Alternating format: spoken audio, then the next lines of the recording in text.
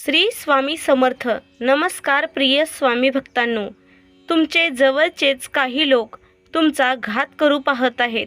पण आता काळजी करू नका, आज तुम्ही चिंतामुक्त होणार आहात.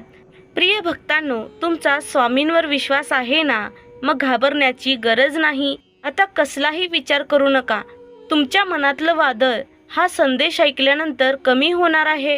तुमच्या घरातील इडापिडा आज दूर होणार आहे.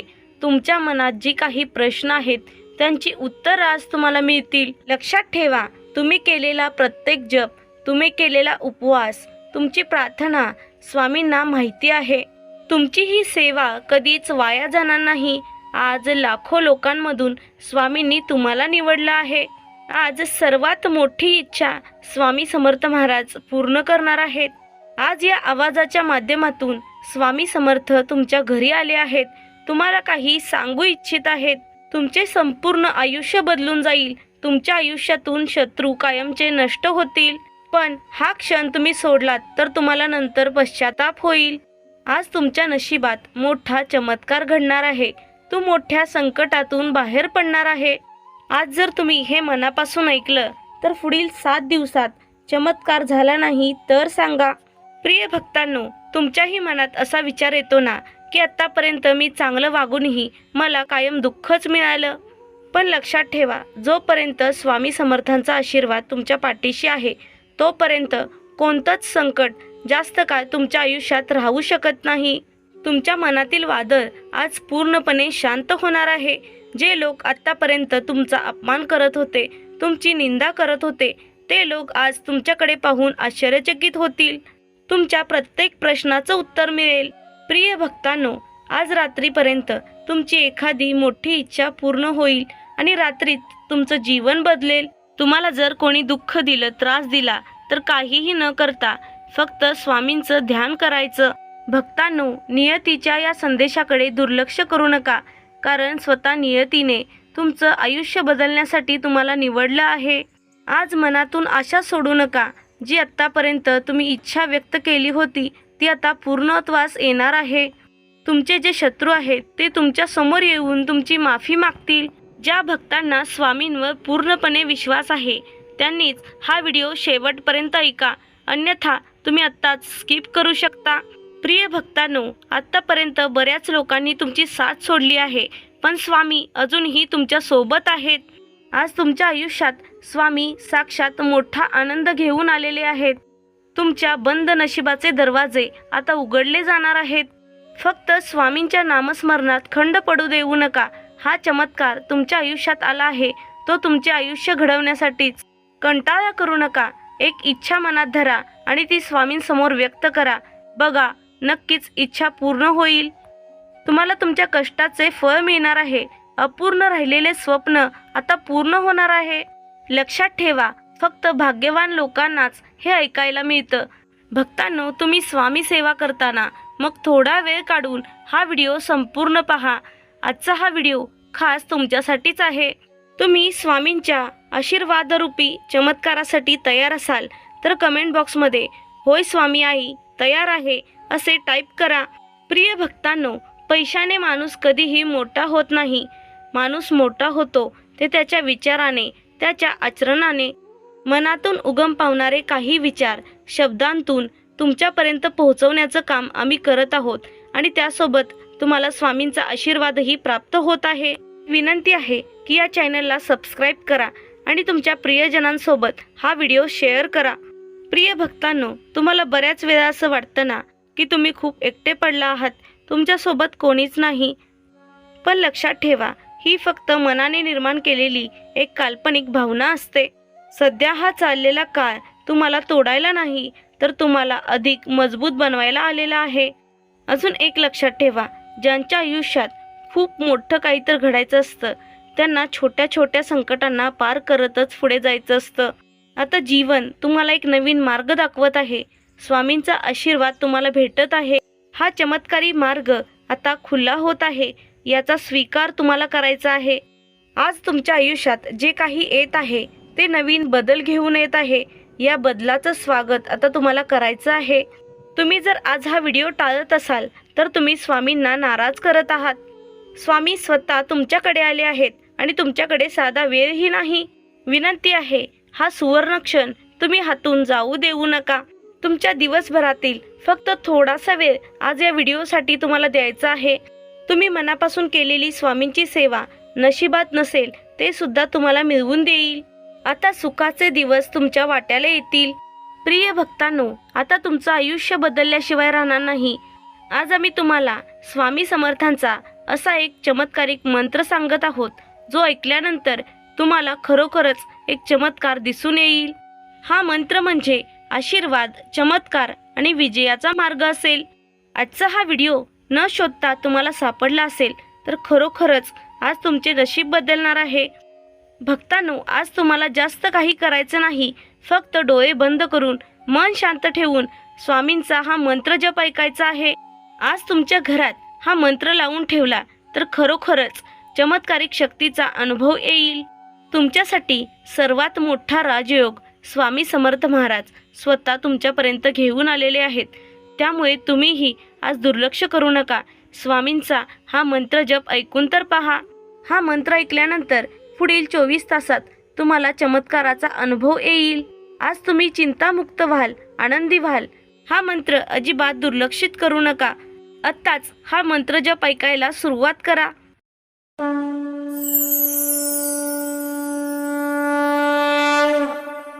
ओम श्री सच्चिदानंद स्वामी समर्थाय कृपा दृष्टि वर्धनाय धनप्रदाय नमः. ओम श्री सच्चिदानंद स्वामी समर्थाय कृपा दृष्टि वर्धनाय धनप्रदाय नमः. ओम श्री सच्चिदानंद स्वामी समर्थाय कृपा दृष्टि वर्धनाय धनप्रदाय नमः. ओम श्री सच्चिदानंद स्वामी समर्थाय कृपा दृष्टि वर्धनाय धनप्रदाय नमः.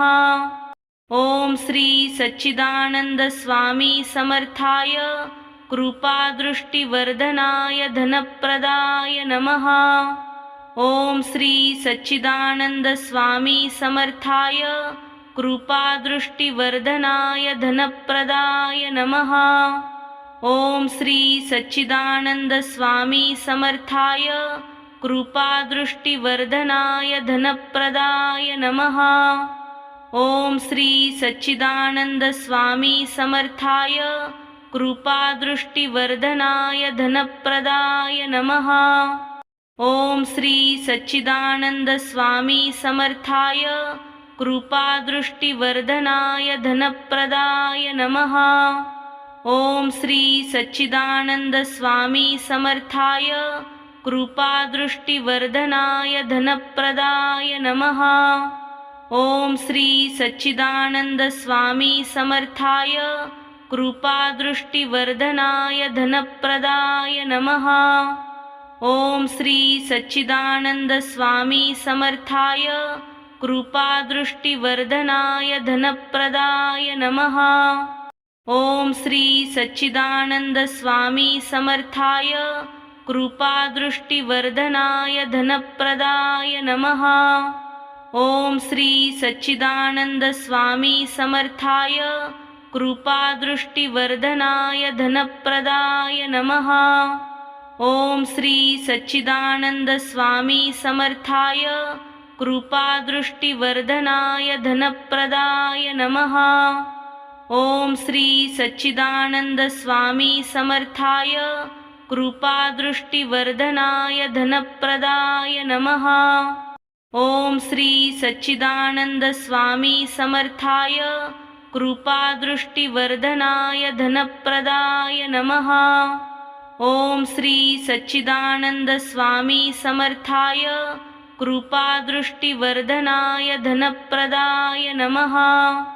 ओम श्री सच्चिदानंद स्वामी समर्थाय कृपा दृष्टि वर्धनाय धनप्रदाय नमः.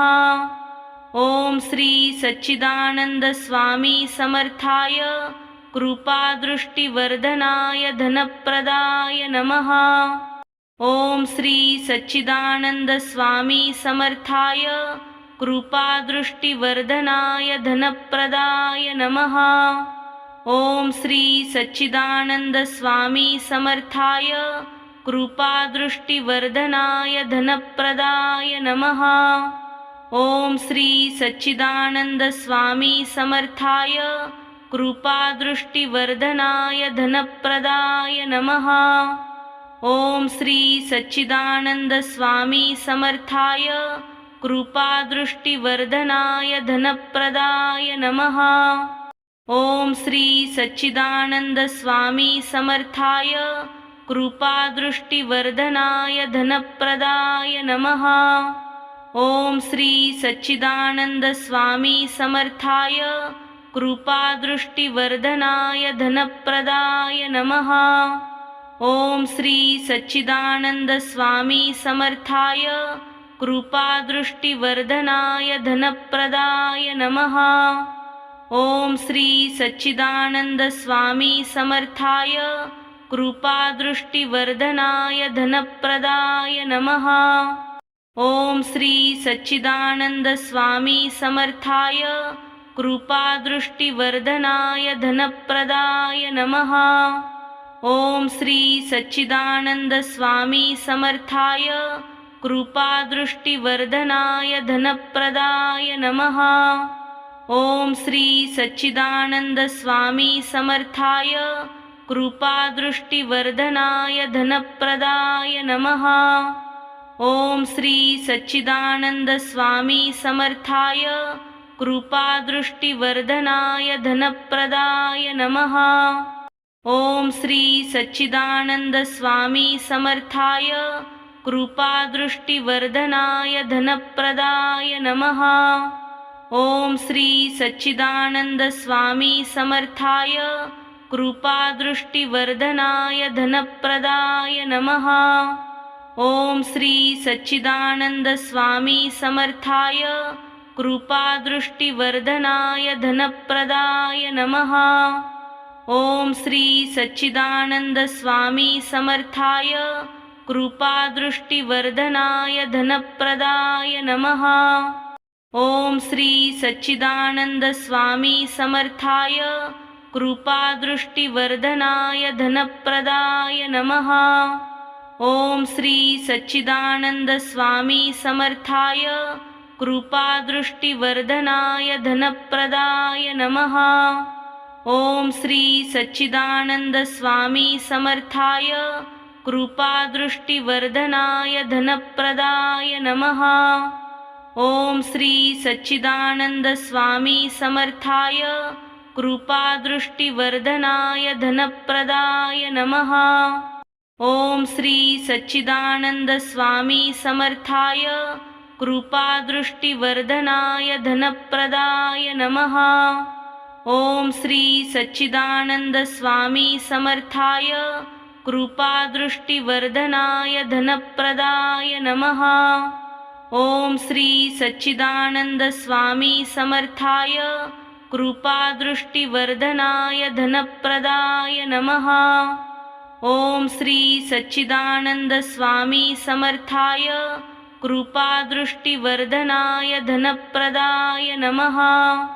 ओम श्री सच्चिदानंद स्वामी समर्थाय कृपादृष्टिवर्धनाय धनप्रदाय नमः।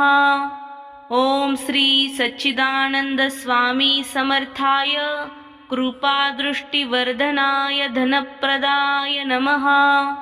ओम श्री सच्चिदानंद स्वामी समर्थाय कृपादृष्टिवर्धनाय धनप्रदाय नमः।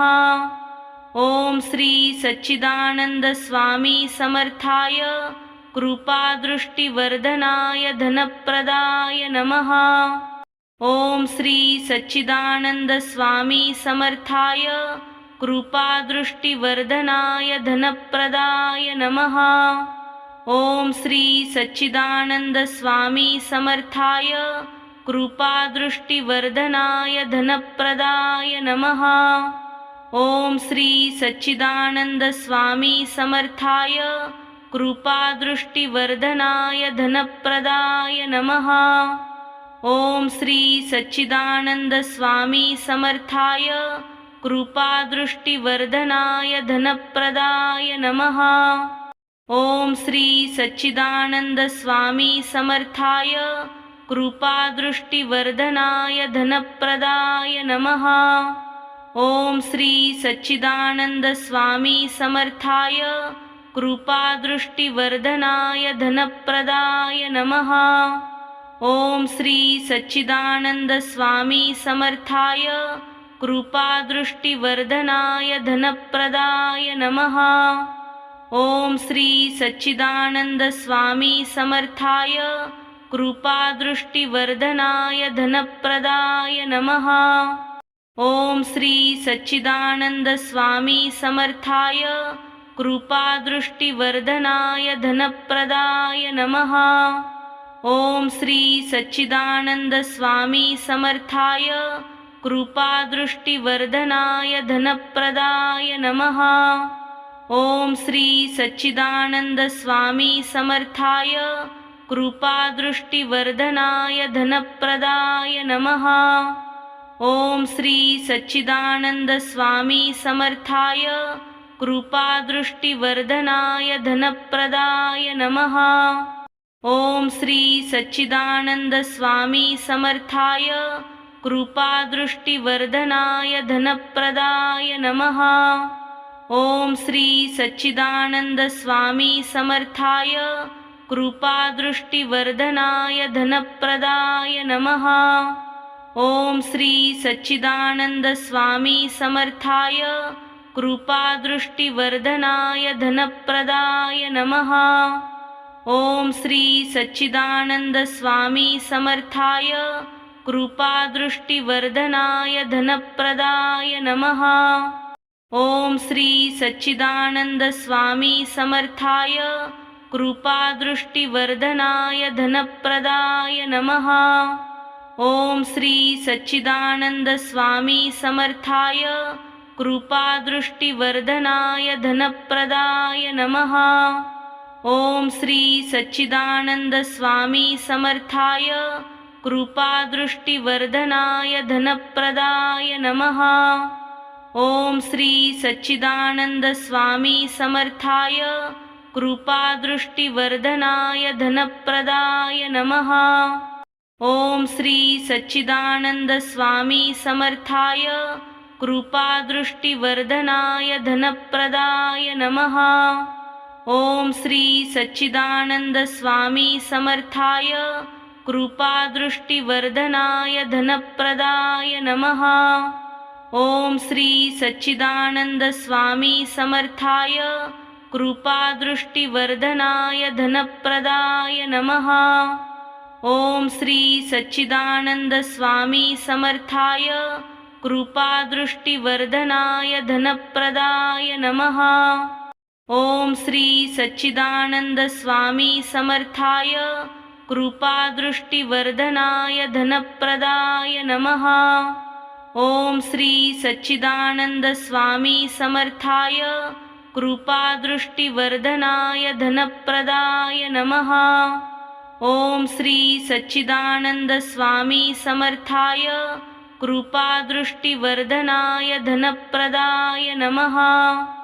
ओम श्री सच्चिदानंद स्वामी समर्थाय कृपादृष्टिवर्धनाय धनप्रदाय नमः। ओम श्री सच्चिदानंद स्वामी समर्थाय कृपादृष्टिवर्धनाय धनप्रदाय नमः। ओम श्री सच्चिदानंद स्वामी समर्थाय कृपादृष्टिवर्धनाय धनप्रदाय नमः। ओम श्री सच्चिदानंद स्वामी समर्थाय कृपादृष्टिवर्धनाय धनप्रदाय नमः। ओम श्री सच्चिदानंद स्वामी समर्थाय कृपादृष्टिवर्धनाय धनप्रदाय नमः। ओम श्री सच्चिदानंद स्वामी समर्थाय कृपादृष्टिवर्धनाय धनप्रदाय नमः। ओम श्री सच्चिदानंद स्वामी समर्थाय कृपादृष्टिवर्धनाय धनप्रदाय नमः। ओम श्री सच्चिदानंद स्वामी समर्थाय कृपादृष्टिवर्धनाय धनप्रदाय नमः। ओम श्री सच्चिदानंद स्वामी समर्थाय कृपादृष्टिवर्धनाय धनप्रदाय नमः।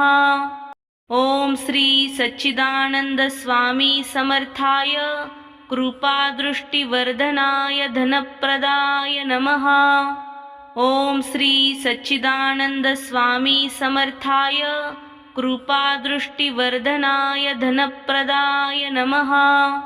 ओम श्री सच्चिदानंद स्वामी समर्थाय कृपादृष्टिवर्धनाय धनप्रदाय नमः। ओम श्री सच्चिदानंद स्वामी समर्थाय कृपादृष्टिवर्धनाय धनप्रदाय नमः। ओम श्री सच्चिदानंद स्वामी समर्थाय कृपादृष्टिवर्धनाय धनप्रदाय नमः। ओम श्री सच्चिदानंद स्वामी समर्थाय कृपादृष्टिवर्धनाय धनप्रदाय नमः।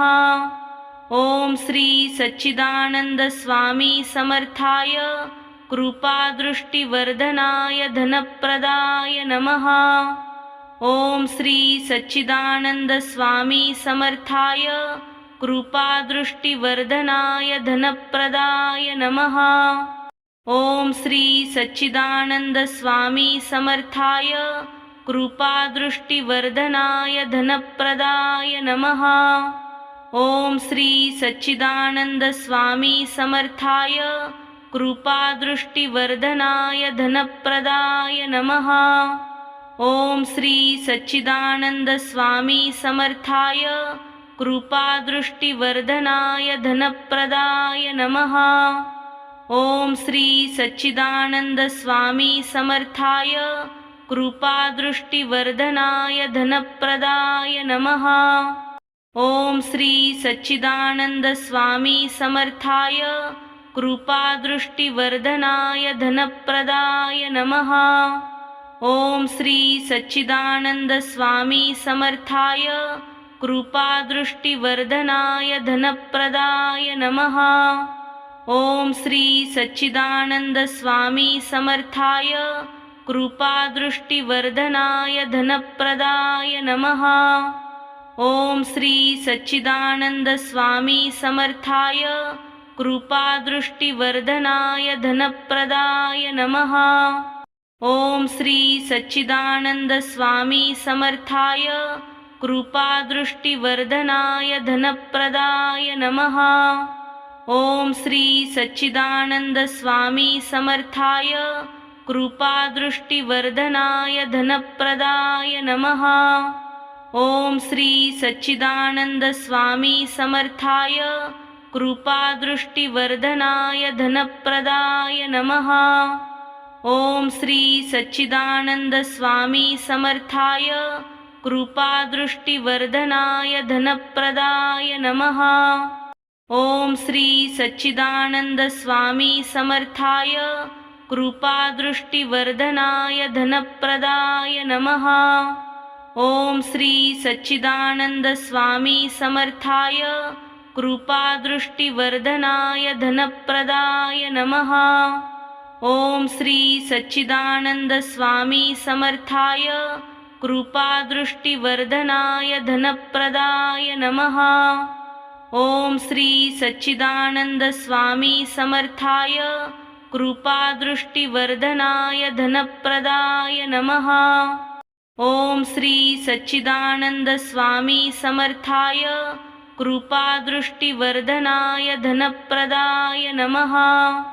ओम श्री सच्चिदानंद स्वामी समर्थाय कृपादृष्टिवर्धनाय धनप्रदाय नमः। ओम श्री सच्चिदानंद स्वामी समर्थाय कृपादृष्टिवर्धनाय धनप्रदाय नमः। ओम श्री सच्चिदानंद स्वामी समर्थाय कृपादृष्टिवर्धनाय धनप्रदाय नमः। ओम श्री सच्चिदानंद स्वामी समर्थाय कृपादृष्टिवर्धनाय धनप्रदाय नमः। ओम श्री सच्चिदानंद स्वामी समर्थाय कृपादृष्टिवर्धनाय धनप्रदाय नमः। ओम श्री सच्चिदानंद स्वामी समर्थाय कृपादृष्टिवर्धनाय धनप्रदाय नमः।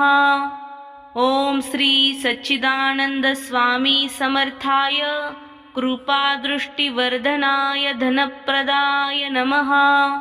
ओम श्री सच्चिदानंद स्वामी समर्थाय कृपादृष्टिवर्धनाय धनप्रदाय नमः। ओम श्री सच्चिदानंद स्वामी समर्थाय कृपादृष्टिवर्धनाय धनप्रदाय नमः। ओम श्री सच्चिदानंद स्वामी समर्थाय कृपादृष्टिवर्धनाय धनप्रदाय नमः। ओम श्री सच्चिदानंद स्वामी समर्थाय कृपादृष्टिवर्धनाय धनप्रदाय नमः। ओम श्री सच्चिदानंद स्वामी समर्थाय कृपादृष्टिवर्धनाय धनप्रदाय नमः। ओम श्री सच्चिदानंद स्वामी समर्थाय कृपादृष्टिवर्धनाय धनप्रदाय नमः। ओम श्री सच्चिदानंद स्वामी समर्थाय कृपादृष्टिवर्धनाय धनप्रदाय नमः। ओम श्री सच्चिदानंद स्वामी समर्थाय कृपादृष्टिवर्धनाय धनप्रदाय नमः। ओम श्री सच्चिदानंद स्वामी समर्थाय कृपादृष्टिवर्धनाय धनप्रदाय नमः। ओम श्री सच्चिदानंद स्वामी समर्थाय कृपादृष्टिवर्धनाय धनप्रदाय नमः। ओम श्री सच्चिदानंद स्वामी समर्थाय कृपादृष्टिवर्धनाय धनप्रदाय नमः। ओम श्री सच्चिदानंद स्वामी समर्थाय कृपादृष्टिवर्धनाय धनप्रदाय नमः। ओम श्री सच्चिदानंद स्वामी समर्थाय कृपादृष्टिवर्धनाय धनप्रदाय नमः। ओम श्री सच्चिदानंद स्वामी समर्थाय कृपादृष्टिवर्धनाय धनप्रदाय नमः। ओम श्री सच्चिदानंद स्वामी समर्थाय कृपादृष्टिवर्धनाय धनप्रदाय नमः। ओम श्री सच्चिदानंद स्वामी समर्थाय कृपादृष्टिवर्धनाय धनप्रदाय नमः। ओम श्री सच्चिदानंद स्वामी समर्थाय कृपादृष्टिवर्धनाय धनप्रदाय नमः। ओम श्री सच्चिदानंद स्वामी समर्थाय कृपादृष्टिवर्धनाय धनप्रदाय नमः। ओम श्री सच्चिदानंद स्वामी समर्थाय कृपादृष्टिवर्धनाय धनप्रदाय नमः। ओम श्री सच्चिदानंद स्वामी समर्थाय कृपादृष्टिवर्धनाय धनप्रदाय नमः। ओम श्री सच्चिदानंद स्वामी समर्थाय कृपादृष्टिवर्धनाय धनप्रदाय नमः। ओम श्री सच्चिदानंद स्वामी समर्थाय कृपादृष्टिवर्धनाय धनप्रदाय नमः। ओम श्री सच्चिदानंद स्वामी समर्थाय कृपादृष्टिवर्धनाय धनप्रदाय नमः। ओम श्री सच्चिदानंद स्वामी समर्थाय कृपादृष्टिवर्धनाय धनप्रदाय नमः। ओम श्री सच्चिदानंद स्वामी समर्थाय कृपादृष्टिवर्धनाय धनप्रदाय नमः।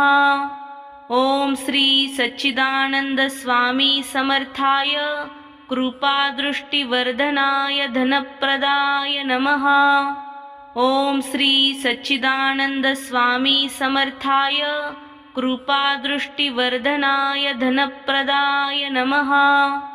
ओम श्री सच्चिदानंद स्वामी समर्थाय कृपादृष्टिवर्धनाय धनप्रदाय नमः।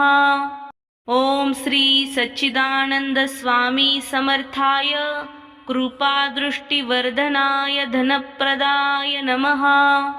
ओम श्री सच्चिदानंद स्वामी समर्थाय कृपादृष्टिवर्धनाय धनप्रदाय नमः। ओम श्री सच्चिदानंद स्वामी समर्थाय कृपादृष्टिवर्धनाय धनप्रदाय नमः। ओम श्री सच्चिदानंद स्वामी समर्थाय कृपादृष्टिवर्धनाय धनप्रदाय नमः।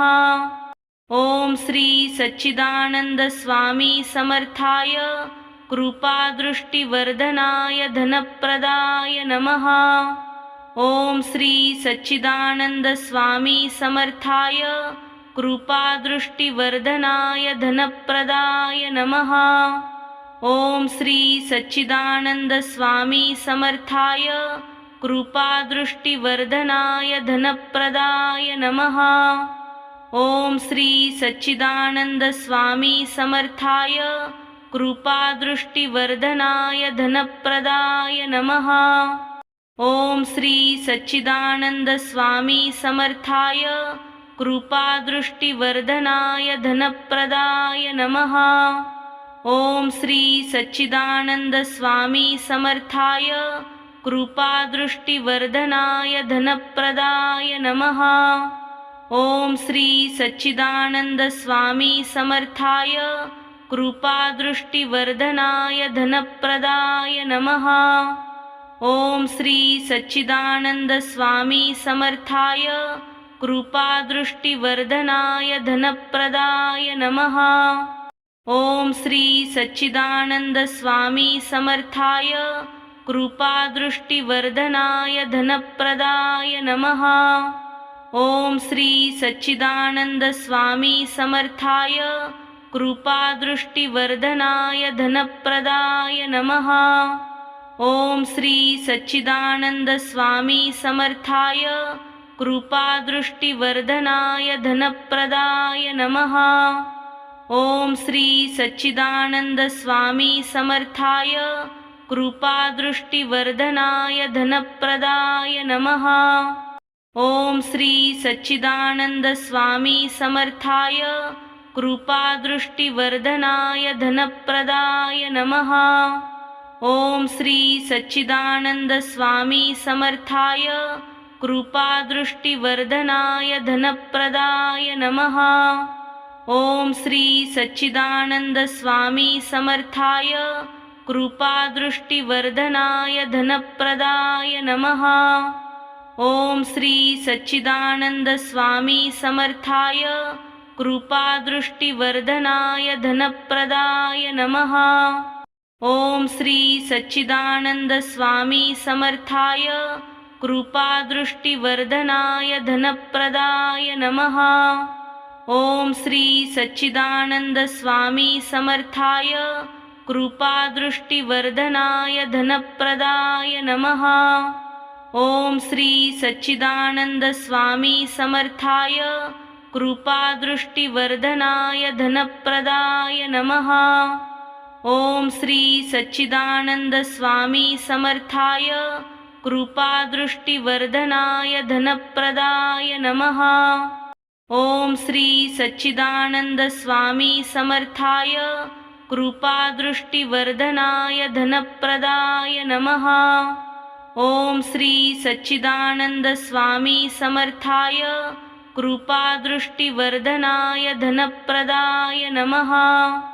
ओम श्री सच्चिदानंद स्वामी समर्थाय कृपादृष्टिवर्धनाय धनप्रदाय नमः। ओम श्री सच्चिदानंद स्वामी समर्थाय कृपादृष्टिवर्धनाय धनप्रदाय नमः। ओम श्री सच्चिदानंद स्वामी समर्थाय कृपादृष्टिवर्धनाय धनप्रदाय नमः। ओम श्री सच्चिदानंद स्वामी समर्थाय कृपादृष्टिवर्धनाय धनप्रदाय नमः। ओम श्री सच्चिदानंद स्वामी समर्थाय कृपादृष्टिवर्धनाय धनप्रदाय नमः। ओम श्री सच्चिदानंद स्वामी समर्थाय कृपादृष्टिवर्धनाय धनप्रदाय नमः। ओम श्री सच्चिदानंद स्वामी समर्थाय कृपादृष्टिवर्धनाय धनप्रदाय नमः। ओम श्री सच्चिदानंद स्वामी समर्थाय कृपादृष्टिवर्धनाय धनप्रदाय नमः। ओम श्री सच्चिदानंद स्वामी समर्थाय कृपादृष्टिवर्धनाय धनप्रदाय नमः। ओम श्री सच्चिदानंद स्वामी समर्थाय कृपादृष्टिवर्धनाय धनप्रदाय नमः। ओम श्री सच्चिदानंद स्वामी समर्थाय कृपादृष्टिवर्धनाय धनप्रदाय नमः। ओम श्री सच्चिदानंद स्वामी समर्थाय कृपादृष्टिवर्धनाय धनप्रदाय नमः। ओम श्री सच्चिदानंद स्वामी समर्थाय कृपादृष्टिवर्धनाय धनप्रदाय नमः। ओम श्री सच्चिदानंद स्वामी समर्थाय कृपादृष्टिवर्धनाय धनप्रदाय नमः। ओम श्री सच्चिदानंद स्वामी समर्थाय कृपादृष्टिवर्धनाय धनप्रदाय नमः। ओम श्री सच्चिदानंद स्वामी समर्थाय कृपादृष्टिवर्धनाय धनप्रदाय नमः। ओम श्री सच्चिदानंद स्वामी समर्थाय कृपादृष्टिवर्धनाय धनप्रदाय नमः। ओम श्री सच्चिदानंद स्वामी समर्थाय कृपादृष्टिवर्धनाय धनप्रदाय नमः। ओम श्री सच्चिदानंद स्वामी समर्थाय कृपादृष्टिवर्धनाय धनप्रदाय नमः। ओम श्री सच्चिदानंद स्वामी समर्थाय कृपादृष्टिवर्धनाय धनप्रदाय नमः। ओम श्री सच्चिदानंद स्वामी समर्थाय कृपादृष्टिवर्धनाय धनप्रदाय नमः।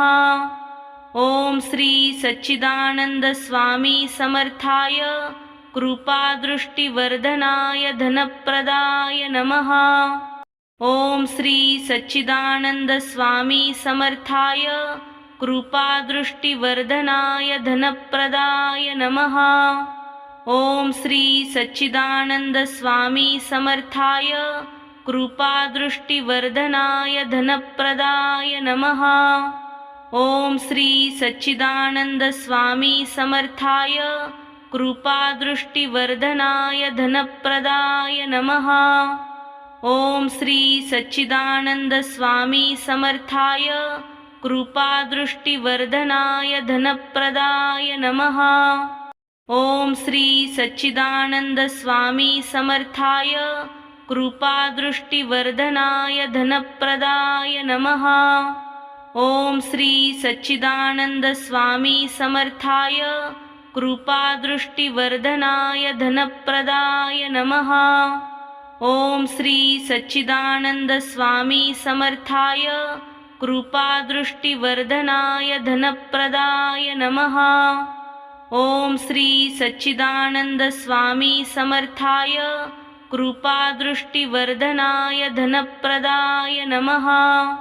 ओम श्री सच्चिदानंद स्वामी समर्थाय कृपादृष्टिवर्धनाय धनप्रदाय नमः। ओम श्री सच्चिदानंद स्वामी समर्थाय कृपादृष्टिवर्धनाय धनप्रदाय नमः। ओम श्री सच्चिदानंद स्वामी समर्थाय कृपादृष्टिवर्धनाय धनप्रदाय नमः। ओम श्री सच्चिदानंद स्वामी समर्थाय कृपादृष्टिवर्धनाय धनप्रदाय नमः। ओम श्री सच्चिदानंद स्वामी समर्थाय कृपादृष्टिवर्धनाय धनप्रदाय नमः।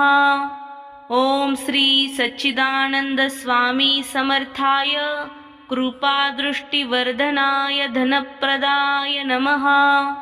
ओम श्री सच्चिदानंद स्वामी समर्थाय कृपादृष्टिवर्धनाय धनप्रदाय नमः। ओम श्री सच्चिदानंद स्वामी समर्थाय कृपादृष्टिवर्धनाय धनप्रदाय नमः।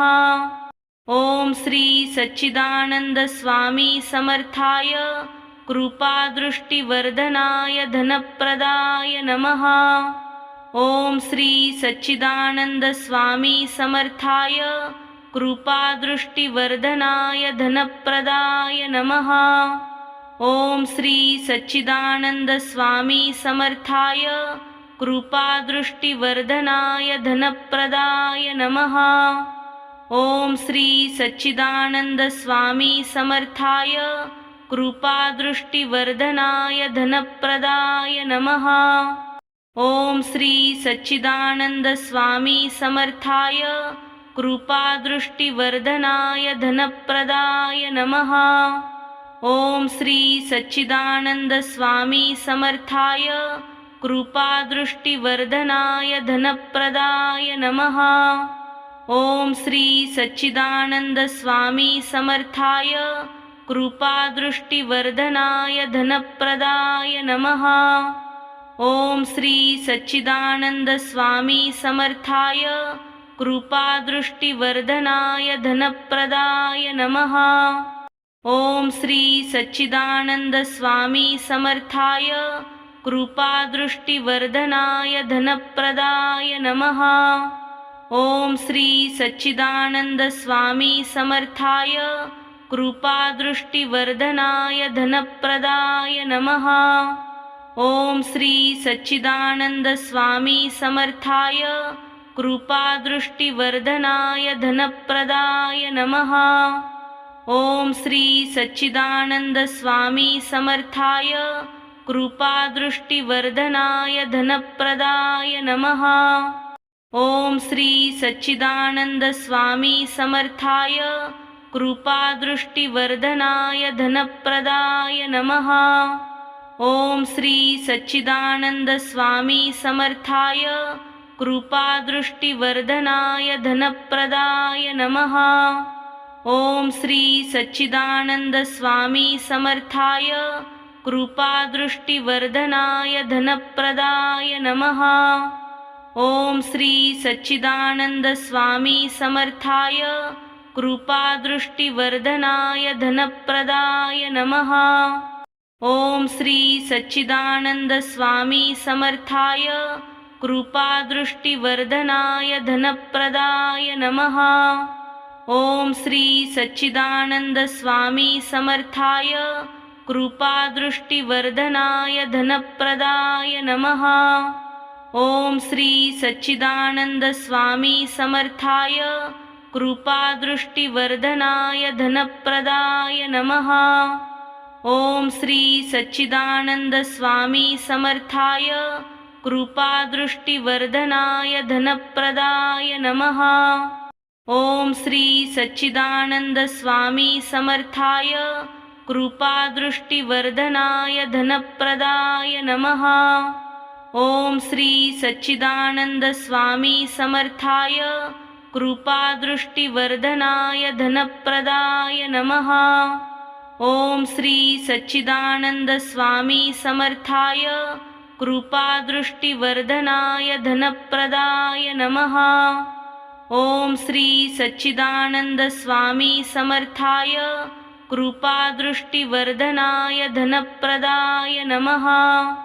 ओम श्री सच्चिदानंद स्वामी समर्थाय कृपादृष्टिवर्धनाय धनप्रदाय नमः।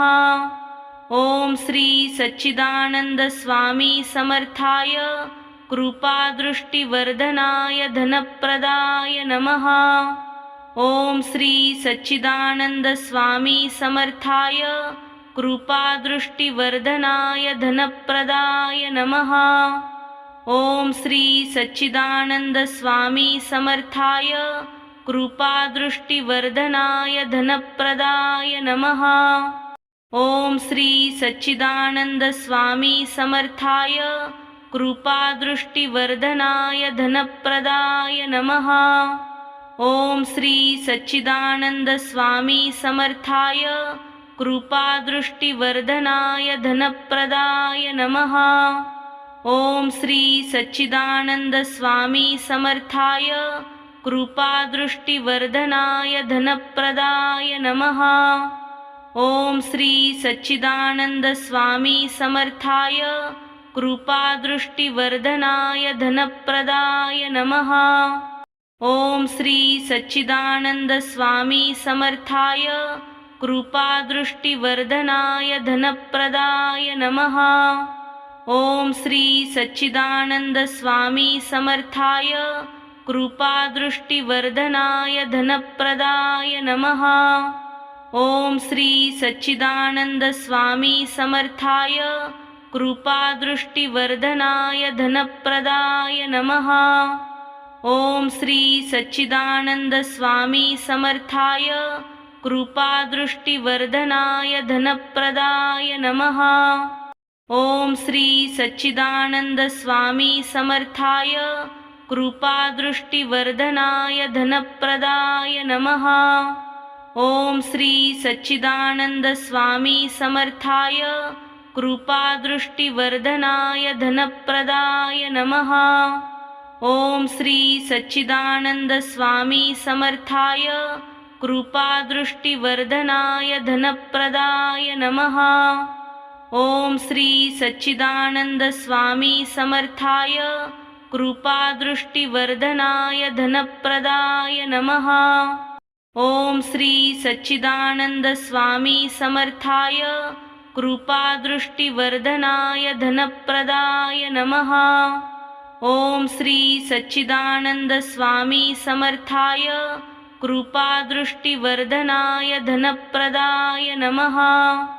ओम श्री सच्चिदानंद स्वामी समर्थाय कृपादृष्टिवर्धनाय धनप्रदाय नमः। ओम श्री सच्चिदानंद स्वामी समर्थाय कृपादृष्टिवर्धनाय धनप्रदाय नमः। ओम श्री सच्चिदानंद स्वामी समर्थाय कृपादृष्टिवर्धनाय धनप्रदाय नमः। ओम श्री सच्चिदानंद स्वामी समर्थाय कृपादृष्टिवर्धनाय धनप्रदाय नमः। ओम श्री सच्चिदानंद स्वामी समर्थाय कृपादृष्टिवर्धनाय धनप्रदाय नमः। ओम श्री सच्चिदानंद स्वामी समर्थाय कृपादृष्टिवर्धनाय धनप्रदाय नमः। ओम श्री सच्चिदानंद स्वामी समर्थाय कृपादृष्टिवर्धनाय धनप्रदाय नमः। ओम श्री सच्चिदानंद स्वामी समर्थाय कृपादृष्टिवर्धनाय धनप्रदाय नमः। ओम श्री सच्चिदानंद स्वामी समर्थाय कृपादृष्टिवर्धनाय धनप्रदाय नमः। ओम श्री सच्चिदानंद स्वामी समर्थाय कृपादृष्टिवर्धनाय धनप्रदाय नमः। ओम श्री सच्चिदानंद स्वामी समर्थाय कृपादृष्टिवर्धनाय धनप्रदाय नमः।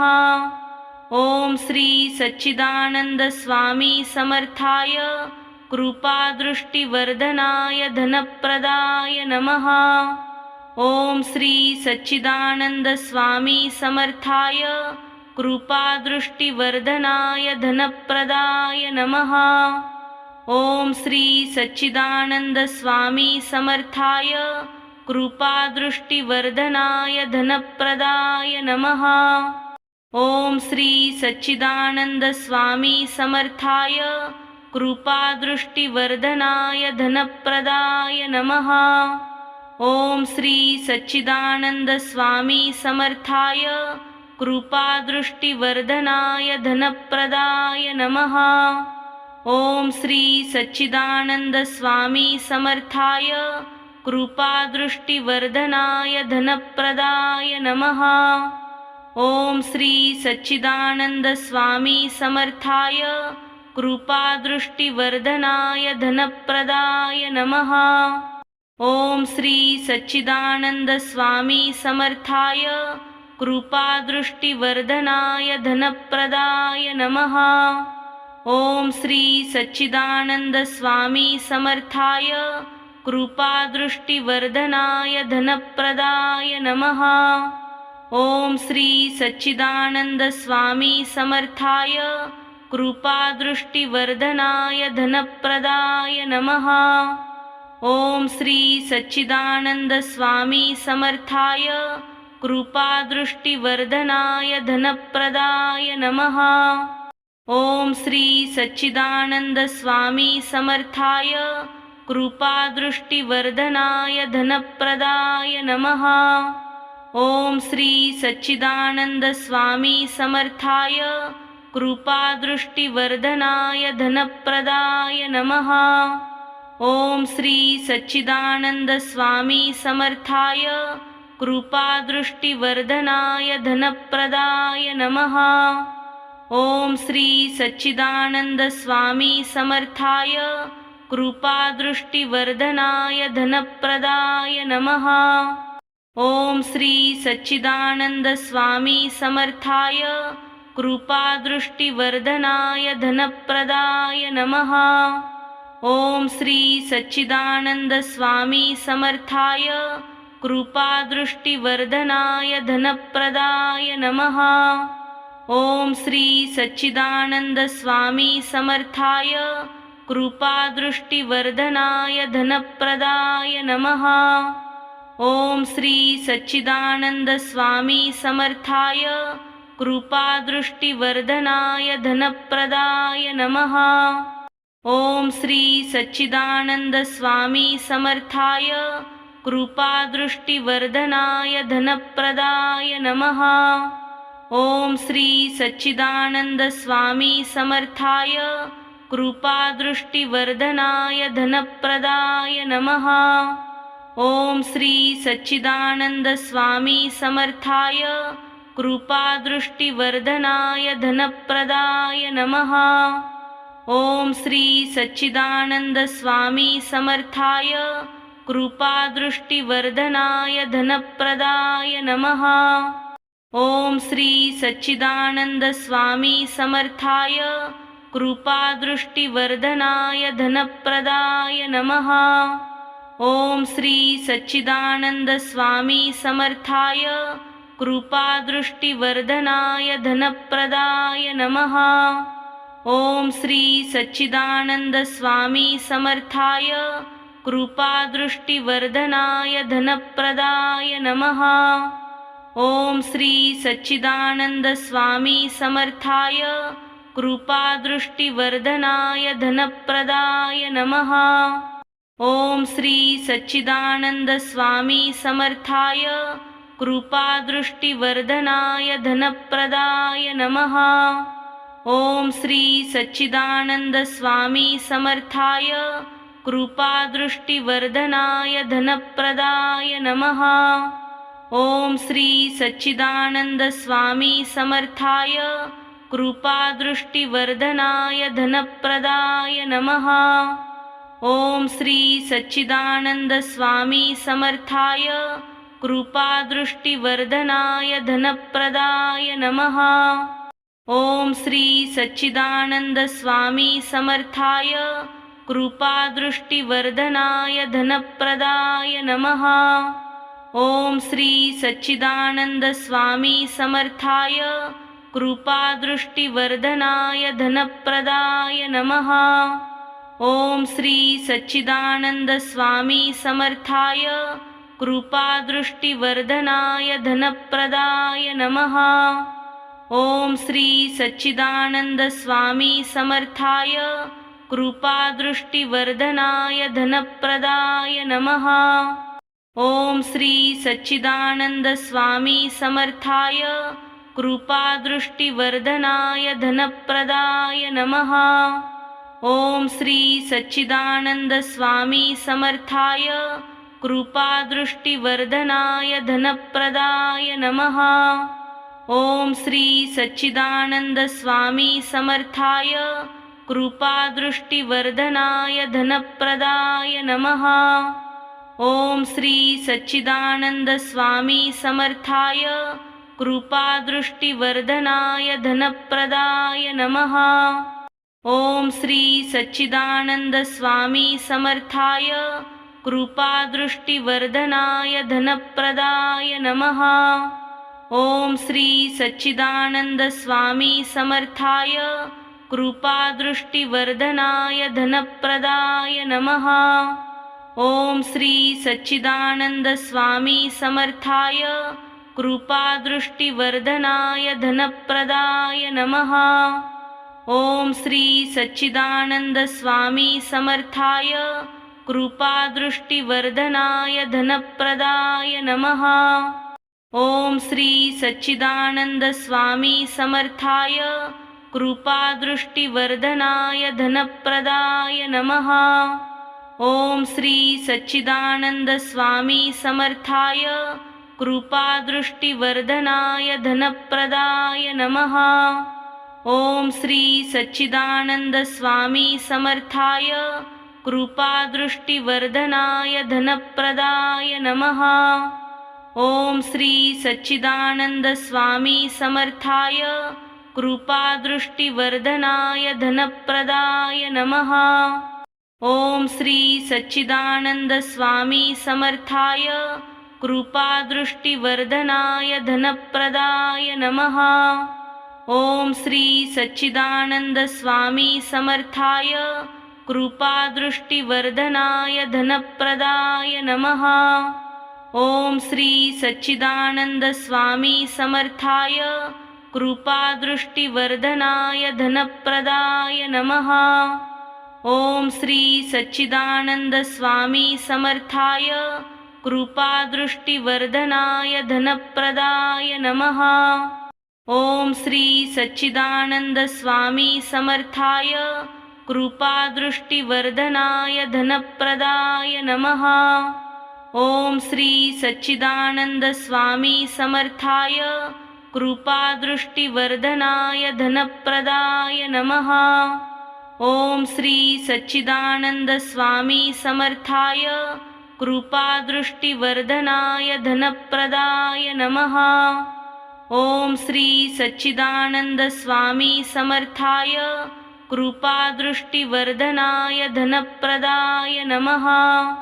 ओम श्री सच्चिदानंद स्वामी समर्थाय कृपादृष्टिवर्धनाय धनप्रदाय नमः। ओम श्री सच्चिदानंद स्वामी समर्थाय कृपादृष्टिवर्धनाय धनप्रदाय नमः। ओम श्री सच्चिदानंद स्वामी समर्थाय कृपादृष्टिवर्धनाय धनप्रदाय नमः। ओम श्री सच्चिदानंद स्वामी समर्थाय कृपादृष्टिवर्धनाय धनप्रदाय नमः। ओम श्री सच्चिदानंद स्वामी समर्थाय कृपादृष्टिवर्धनाय धनप्रदाय नमः। ओम श्री सच्चिदानंद स्वामी समर्थाय कृपादृष्टिवर्धनाय धनप्रदाय नमः। ओम श्री सच्चिदानंद स्वामी समर्थाय कृपादृष्टिवर्धनाय धनप्रदाय नमः। ओम श्री सच्चिदानंद स्वामी समर्थाय कृपादृष्टिवर्धनाय धनप्रदाय नमः। ओम श्री सच्चिदानंद स्वामी समर्थाय कृपादृष्टिवर्धनाय धनप्रदाय नमः। ओम श्री सच्चिदानंद स्वामी समर्थाय कृपादृष्टिवर्धनाय धनप्रदाय नमः। ओम श्री सच्चिदानंद स्वामी समर्थाय कृपादृष्टिवर्धनाय धनप्रदाय नमः। ओम श्री सच्चिदानंद स्वामी समर्थाय कृपादृष्टिवर्धनाय धनप्रदाय नमः। ओम श्री सच्चिदानंद स्वामी समर्थाय कृपादृष्टिवर्धनाय धनप्रदाय नमः। ओम श्री सच्चिदानंद स्वामी समर्थाय कृपादृष्टिवर्धनाय धनप्रदाय नमः। ओम श्री सच्चिदानंद स्वामी समर्थाय कृपादृष्टिवर्धनाय धनप्रदाय नमः। ओम श्री सच्चिदानंद स्वामी समर्थाय कृपादृष्टिवर्धनाय धनप्रदाय नमः। ओम श्री सच्चिदानंद स्वामी समर्थाय कृपादृष्टिवर्धनाय धनप्रदाय नमः। ओम श्री सच्चिदानंद स्वामी समर्थाय कृपादृष्टिवर्धनाय धनप्रदाय नमः। ओम श्री सच्चिदानंद स्वामी समर्थाय कृपादृष्टिवर्धनाय धनप्रदाय नमः। ओम श्री सच्चिदानंद स्वामी समर्थाय कृपादृष्टिवर्धनाय धनप्रदाय नमः।